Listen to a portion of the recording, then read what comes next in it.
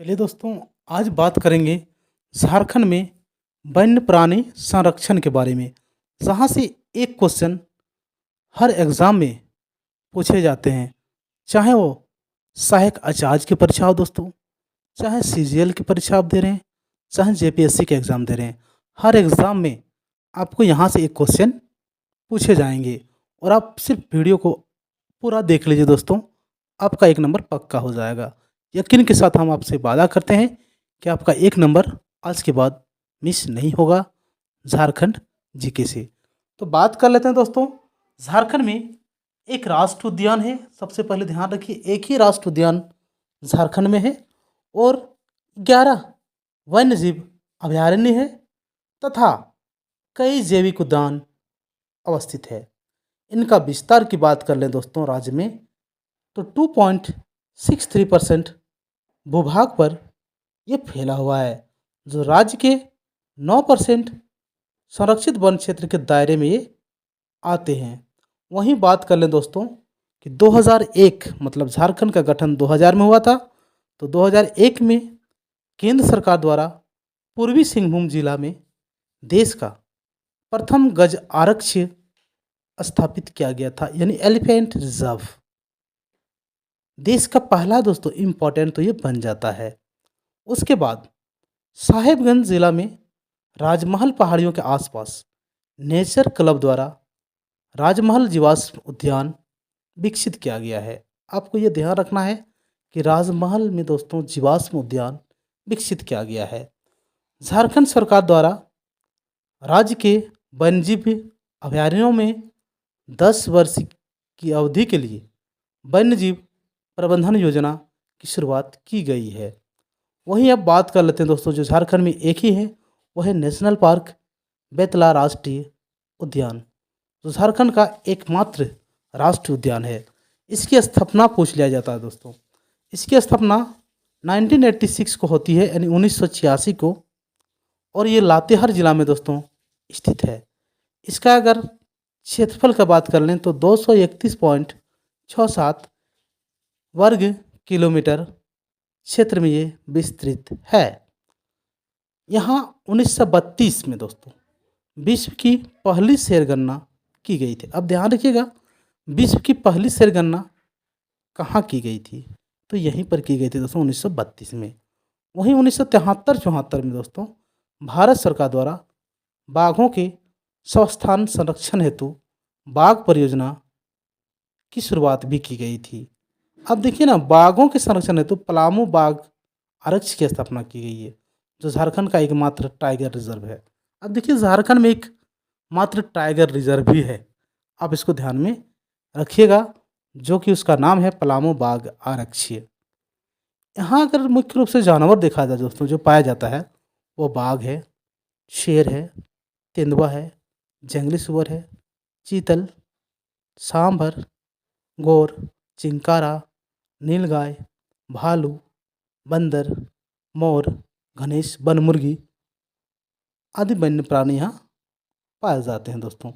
अगर बेतला का पूरा नाम आप जानना चाहते हैं दोस्तों, तो वाइसन एलिफेंट टाइगर लियोपार्ड एक्सिस ये नाम ध्यान रखिएगा। अब वन्य जीव अभयारण्य की बात कर लेते हैं।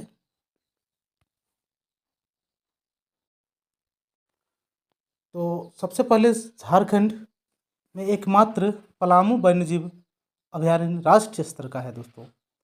वहीं शेष सभी जो अभयारण्य है राज्य स्तरीय है, मतलब राष्ट्रीय स्तर का एक वन्यजीव अभयारण्य है पलामू वन्यजीव अभयारण्य।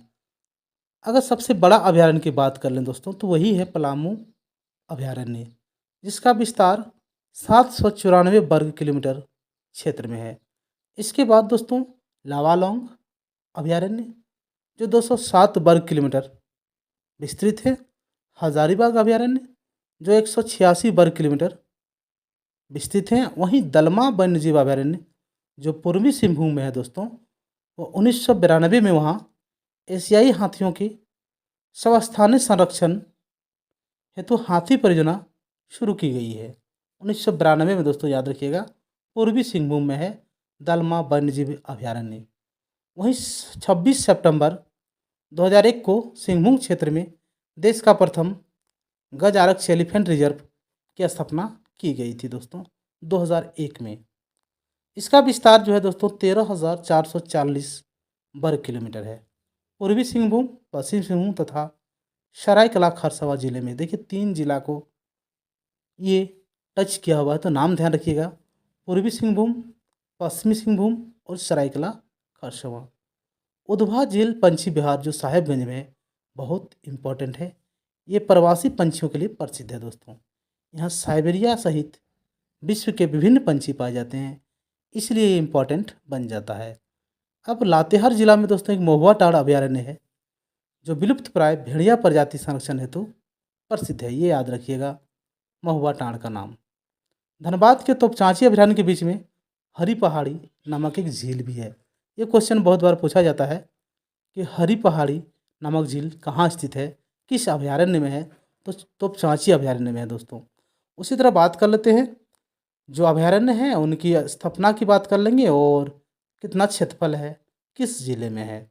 तो पलामू अभयारण्य आप देख रहे हैं कि पलामू अभयारण्य जो है वो पलामू में है दोस्तों, और इसकी स्थापना 1976 को होती है। इसका क्षेत्रफल 794.33 वर्ग किलोमीटर है। यहाँ हाथी और सांभर मुख्य जानवर पाए जाते हैं। हजारीबाग अभयारण्य जो हजारीबाग में है दोस्तों 186.25 वर्ग किलोमीटर क्षेत्रफल पर 1976 में ही इसका स्थापना होता है। फिर वही महुआ टाड़ अभयारण्य की बात कर लें जो लातेहार में है, 63.25 वर्ग किलोमीटर तक फैला हुआ है। स्थापना 1976 को ही होता है। भणिया और हिरन यहाँ का मुख्य वन्य जीव है। दलमा अभयारण्य जो दोस्तों पूर्वी सिंहभूम में है, 193.22 वर्ग किलोमीटर पर फैला हुआ है और 1976 में इसकी स्थापना हुआ। हाथी और तेंदुआ यहाँ का प्रमुख जानवर है।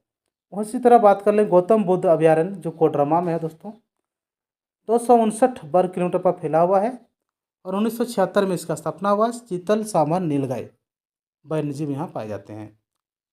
तोपचांची अभयारण्य धनबाद में है दोस्तों, बहुत छोटा एरिया में है, 8.75 वर्ग किलोमीटर तक फैला हुआ है। 1978 में इसकी स्थापना होती है।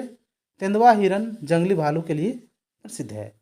लावालौंग अभयारण्य जो चतरा में है दोस्तों, 207 वर्ग किलोमीटर तक फैला हुआ है। 1978 में इसकी स्थापना होती है। बाघ, तेंदुआ, नीलगाय, हिरन वन्यजीव यहाँ पाए जाते हैं। पारसनाथ अभयारण्य की बात कर लें जो गिरिडीह में है, 43.33 वर्ग किलोमीटर तक फैला हुआ है। 1981 में इसकी स्थापना होती है। तेंदुआ, सांभर, हिरन, नीलगाय वन्यजीव पाए जाते हैं।